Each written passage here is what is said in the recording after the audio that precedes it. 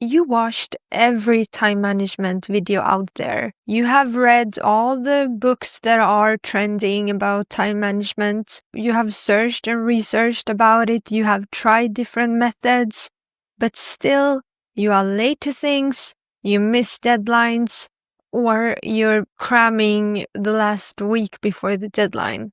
Like, what is wrong? Why isn't anything working? I'm here today to tell you that the answer might be a little bit unexpected. Maybe you are even frustrated with yourself, and others are definitely frustrated with you. Behind this might not even be your fault. You may even have started to think, oh, this is an inherent flaw with me. But what if maybe it's not even your fault? Maybe coming on time is your responsibility, but it may not even be your fault.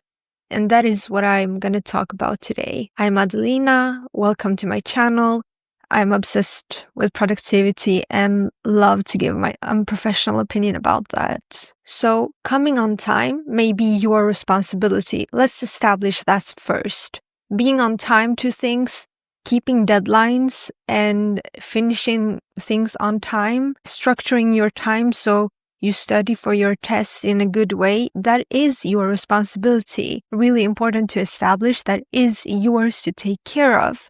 But the reason that you struggle might not be your fault. What if the real culprit is the way that your brain actually registers time? Today, I will share something that I came across that was a complete game changer for me. Some of us don't struggle with time management because we are lazy, like researching this all the time, trying new methods all the time, and still some of us don't just seem to be able to find the answer. I was getting to the point where it was affecting my professional relationships as well as my private relationships, and I was feeling how people were getting a little bit frustrated with me, and I was definitely feeling bad about myself. I say I'm gonna be done in 30 minutes, but I'm 1 hour late. Then one day, I stumbled across a video by Dr. K where he was talking about how our brain tracks time. And here's the shocker. Not everyone's brain does this naturally. And that just blew my mind. So I decided to try what he recommended for this.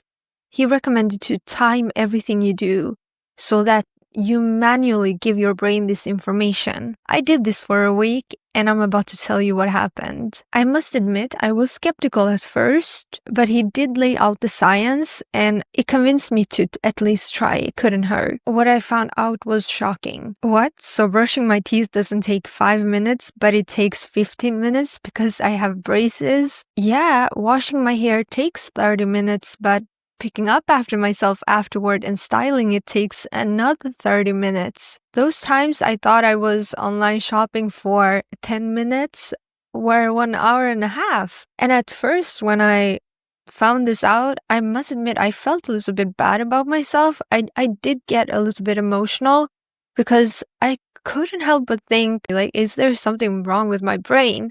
And then I catched myself and I said, hey, that's such a fixed mindset. Like, oh, something's wrong with me. Now I just have to accept this, and everyone has to accept this. Instead of thinking like, this is an opportunity to grow. So what if I have to time everything I do and give my brain that information manually? Now I'm giving you the insights, the biggest insights that I got from this. One insight that was profound for me was that the reverse was true as well. I wasn't just underestimating time, like thinking that things would go quicker than they actually would. I was actually also overestimating time in many cases. As many of you know, I was away from YouTube for about 3 years, I think. And during that time, I kept telling myself, I don't have time to make content. I have a full-time job now. When I timed how long some content creation tasks take me, it was like an hour.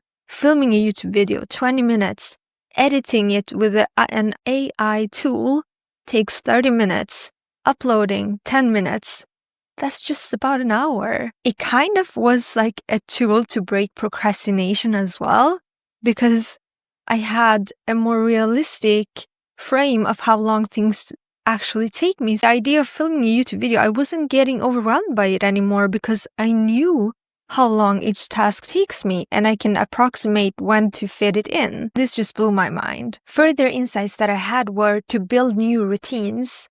So I've always wanted to wake up by 5 a.m. just because I'm very slow in the morning, and that has been helping me. I have to be asleep by 9:30 p.m. to do that, and I never could manage it. I just never, no matter how much I tried. And when I timed my night routine, I realized, oh, it takes me 1 hour and a half, not 20 minutes. So I was quite a bit off. And now I always schedule for that, and I can sleep on time, which may seem like such a simple thing, but it was really a game changer for me, because now I cannot lie to myself. I cannot convince myself that I will be able to do it in 20 minutes, because I timed it several times and I was almost never able to shorten it. So I cannot kind of convince myself to procrastinate longer to get started. This was profound. As I said, I was able to do something I've never been able to do before. Wake up around 5 a.m. The third insight is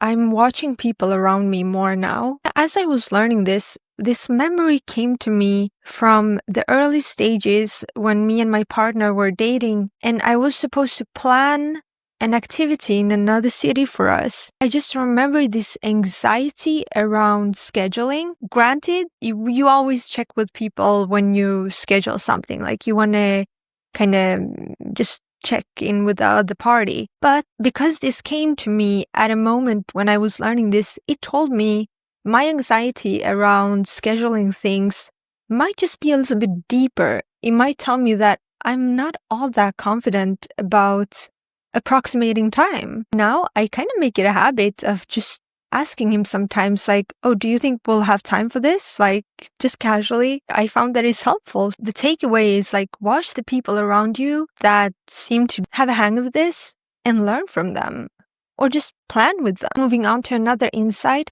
is I leave extra time for everything. You know, like in the morning when you're getting ready and you're doing all your normal things, but suddenly you're like, oh, what's wrong with my eyebrow? And I got to take care of that. That takes another extra 10 minutes. It's just really important to sometimes leave room for extra things that may come up. I made a kind of quick list, already pre-made priority list. When I wake up too late, what is the most important things for me to do in the morning? That's coffee, brushing my teeth, wash my face, and just a simple 2-minute mascara and eyebrows, nothing else. I have to be out of the house. That helps me in those moments. As I am a time optimist, I will say, well, I think I can finish my whole makeup routine. That'll be fine. I'll just be 5 minutes late and see 30 minutes. You have to stick to these things. That's the takeaway. The thing I want you to take away from this video is that this may be the one thing that is so simple but yet so profound. You have been trying to build on this foundation that wasn't even there. You've consumed all these books, all these videos, all this content, tried and failed and lost confidence, when all you may need to do is go back and look at them. It's not that some people's clocks are broken, but maybe they were never actually set. They were never actually programmed to work as normal clocks. It's your responsibility to take care of your time, to structure your time, to be on time, to keep deadlines. But it may not be your fault. I really hope this is helpful for some of you, and I hope this can drive home the message that you may not be lazy or broken. It might just be that your brain doesn't clock things the same way. Self-compassion breeds motivation. This can help you realize that there's nothing wrong. I just need to try a new strategy. Thank you so much. See you next time.